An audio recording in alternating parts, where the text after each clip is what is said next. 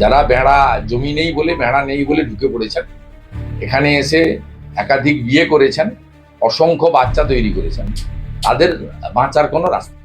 জনজাতি সুরক্ষা মঞ্চের পক্ষ থেকে উত্তরবঙ্গের শিলিগুড়িতে উত্তর কন্যা চলো অভিযান ছিল। এই কর্মসূচিতে মূল দাবি ছিল একজন গর্ভবতী মহিলাকে তার উপরে নির্মমভাবে অত্যাচারকারী কাদের বলে একজন দুষ্কৃতকারী, একজন জঙ্গি, তার বিরুদ্ধে ব্যবস্থা গ্রহণ করা এবং জনজাতি আদিবাসী এলাকাতে ল্যান্ড জেহাদের বিরুদ্ধে প্রতিবাদ করা। এই শান্তিপূর্ণ বিক্ষোভ কর্মসূচিতে আজকে যেভাবে আদিবাসীদের উপরে বর্বরোচিতভাবে অত্যাচার করা হয়েছে, নিন্দার কোনো ভাষা নেই। আপনারা যদি এই ভিডিওটা যদি দেখেন, দেখবেন তাহলে কিভাবে টিয়ার গ্যাস ফাটানো হয়েছে, পুলিশ পাথর ছুঁড়েছে আদিবাসীদের উপরে, এবং একদিকে মুখ্যমন্ত্রী হিজাব পরে ইফতারে অংশগ্রহণ করছেন, অন্যদিকে মমতা বন্দ্যোপাধ্যায়ের পুলিশ গর্ভবতী আদিবাসী মহিলার উপর অত্যাচারকারী কাদেরকে বাঁচানোর জন্য এইভাবে অত্যাচার করছে, কিভাবে টিয়ার গ্যাস ফাটিয়ে। অসংখ্য আহত হয়েছেন, হসপিটালে আছেন, এবং থানাতে লকআপেও অসংখ্য আন্দোলনকারী বা প্রতিবাদকারী আদিবাসীদেরকে গ্রেপ্তার করে পুলিশের এই বর্বরোচিত হামলা ঘটেছে। ভারতীয় জনতা পার্টি সহ অনেক রাষ্ট্রবাদী সংগঠন ইতিমধ্যে তাদের পাশে গিয়ে দাঁড়িয়েছে এবং সেখানে থানাতে বিক্ষোভ সহ আমাদের ওখানকার যারা নেতৃত্ব আছেন, একটু আগেই টেলিফোনে বিশ্ব হিন্দু পরিষদের লক্ষ্মণ সিং এর সঙ্গে আমার কথা হয়েছে, তিনিও আছেন।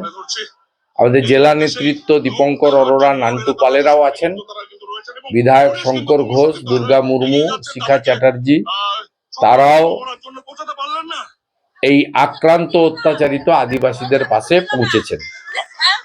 আমরা এই সরকার মহিলা বিরোধী, হিন্দু বিরোধী আমরা বলেছি। আজকের ঘটনা প্রমাণ করেছে এই সরকার এই ল্যান্ড জিহাদ এবং অত্যাচার করা, শুধু ল্যান্ড জিহাদ নয়, আদিবাসী রমণীদের উপর অত্যাচার করা, এই জিহাদি কাদেরদেরকে রক্ষা করার জন্য মমতা ব্যানার্জি তার পুলিশকে লেলিয়ে দিয়েছে শান্তিপূর্ণ নিরস্ত্র আন্দোলনকারীদের উপর। আমরা তীব্র নিন্দা করছি এবং আমরা আদিবাসী সুরক্ষা মঞ্চের পাশে আছি। কদর্য মিথ্যাচার চিঠি এইগুলো কেউ পড়বে না, কারণ প্রধানমন্ত্রী এই রাজ্যে যা যা দিয়েছে, আমি তো ওনাদের বলছি শ্বেতপত্র প্রকাশ করুন। মাননীয় প্রধানমন্ত্রীর নেতৃত্বে এনডিএ গভর্নমেন্ট 10 লক্ষ কোটি টাকা আপনাদের দিয়েছে। ইউপিএ 1 এবং 2 আপনাদের দিয়েছে 2,65,000 কোটি টাকা। 30,000 কোটি টাকা 40 লক্ষ বাড়ি দিয়েছে, তালিকা প্রকাশ করুন। 72 লক্ষ শৌচালয় দিয়েছেন, তার তালিকা প্রকাশ করুন। 54 লক্ষ পিএম কিষাণ সম্মান নিধি দিয়েছে। প্রধানমন্ত্রী পশ্চিমবঙ্গে 7 কোটি লোককে প্রধানমন্ত্রী অন্ন সুরক্ষা যোজনাতে চাল আর গম দিচ্ছেন, আপনারা গমের বদলে পচা আটা খাওয়াচ্ছেন।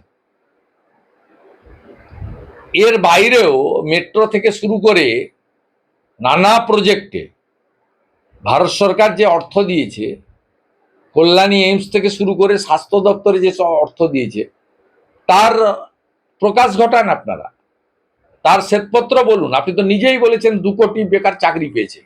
তাহলে আজকে 26 তারিখ অ্যাপ্রক্স 65 থেকে 70 লক্ষ বেকার ফর্ম ফিল আপ করলো, সংখ্যাটা ফাইনালি 80 লাখও হতে পারে। আমি বিকেলে নিয়েছি, এটা 70 লাখে চলে গেছে। ভাবতে পারেন 80 লক্ষ মাধ্যমিক পাস, তারা 1,500 টাকা অর্থাৎ 50 টাকা ডেলির জন্য আজকে গিয়ে দরখাস্ত করছে। এরপরেও আপনি বলবেন আমি 2 কোটি লোককে চাকরি দিয়েছি, মাথা পিছু রোজগার 3 গুণ করে দিয়েছি। কত বড় মিথ্যাচার আজকে পশ্চিমবঙ্গে প্রমাণ হয়ে গেছে। অর্থাৎ প্রধানমন্ত্রীর বিরুদ্ধে এই কুৎসা মিথ্যাচার, এগুলো কেউ শুনবে না, মানবে না, গ্রহণ করবে না। Thank you. এই 60 লক্ষ যারা অমীমাংসিত কি হবে বাড়ানোর কথা বলা হলো, এটা কি কোর্টের নির্দেশকে না মেনে ছেলে ফোলানোর জন্য বাড়ানো হলো? জানে কোর্টকে তো মানে না, কোর্টকে উনি মানেন না। এই কারণে একমাত্র স্বাধীনতার পরে রাজনীতিবিদ যাকে 5 লক্ষ টাকা ক্ষতিপূরণ কলকাতা বারে জমা দিতে হয়েছে নন্দীগ্রামের মামলা নিয়ে। 5 লক্ষ টাকা জমা দিতে হয়েছে। কোনো কোর্টকেই মানেন না, কোর্টকে মানেন না, সাংবিধানিক বডিকে মানেন না। তাহলে 60 লক্ষ যাদের অমীমাংসিত তাদের ভবিষ্যৎ কি? তাদের ভবিষ্যৎ তারা 3টে কাগজ দেখাবে। আজকে তো কাগজ তৈরি করার অনন্তকাল সময়টাও, কালকে সুপ্রিম কোর্টে ওরা গিয়েই নিজেরাই নিজেদের উল্টো মাস কেস। 3টে জিনিস তো দেখাতেই হবে। 18 বছর হয়েছে, ভারতবর্ষের নাগরিক, ডোমিসাইল সার্টিফিকেট, স্থায়ী নাগরিকত্ব। ওকে আজকে যা হাতে ছিল বা তৈরি করা দেওয়ার ছিল দিয়ে দিয়েছেন আজকে। যারা পারবেন না, জুডিশিয়াল অফিসাররা, এটা ডিজিটাল ফুটপ্রিন্টের উপরে তো কোনো অফিসার, ডিএমএসপিরা যতই ভয় দেখান আর যতই ওয়েলিং করুন, যতই বিডিও এসডিওদের দিয়ে ম্যানেজ করার চেষ্টা করুন, কোনো জুডিশিয়াল অফিসার আমার বিশ্বাস ডিজিটাল ফুটপ্রিন্ট দেখে কম্প্রোমাইজ করবেন।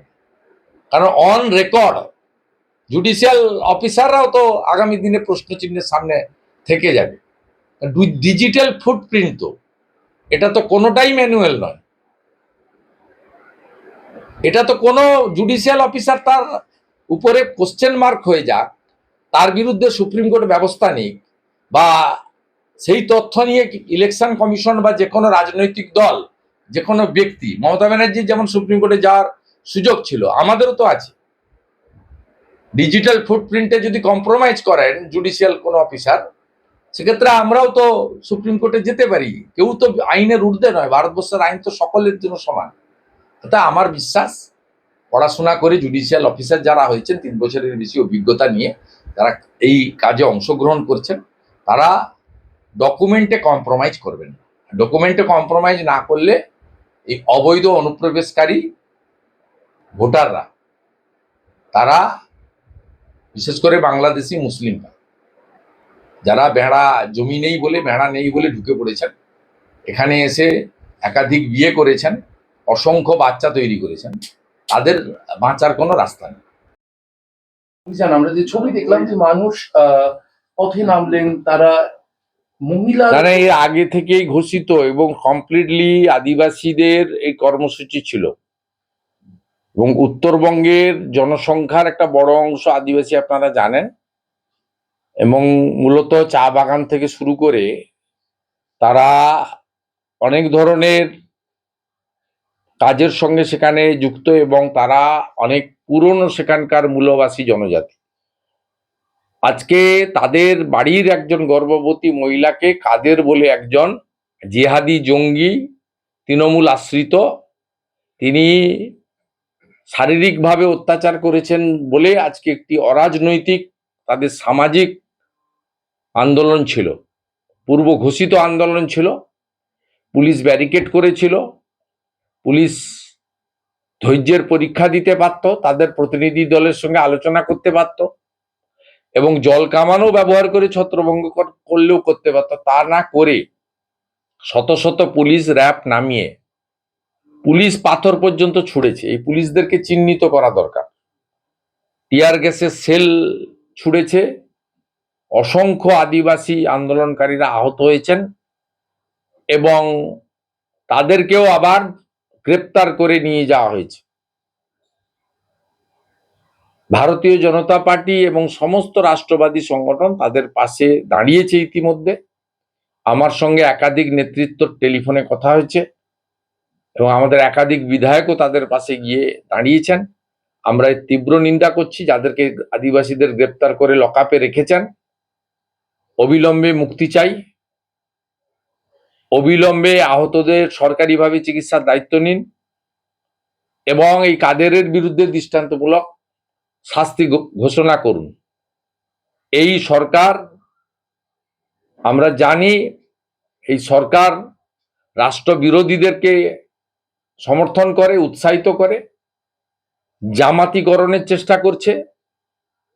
এই সরকারের দ্বারাই আদিবাসীদের জমি দখল হচ্ছে ল্যান্ড জিহাদের মাধ্যমে। এই সরকার হিন্দু বিরোধী, নারী বিরোধী। অভয়া থেকে দুর্গাপুর আইকিউ সিটি, তামান্না থেকে রামপুরহাটে 6 বছরের আদিবাসী কন্যা, বারে বারে প্রমাণ হয়েছে, আজকেও প্রমাণ হলো পুলিশের এই অত্যাচার, বর্বরচিত অত্যাচার, যে অত্যাচার এখনো চলছে। তাদেরকে বিনা কারণে জেলের ভিতরে, লকআপের ভিতরে ঢুকিয়ে রেখেছে। আরো ভালো ভালো খবর দেখতে সাবস্ক্রাইব করুন বাংলা হান্টের ইউটিউব চ্যানেল। বাংলা হান্টের আরো খবর দেখতে নজর রাখুন। বাংলা খবর মানেই বাংলা হান্ট।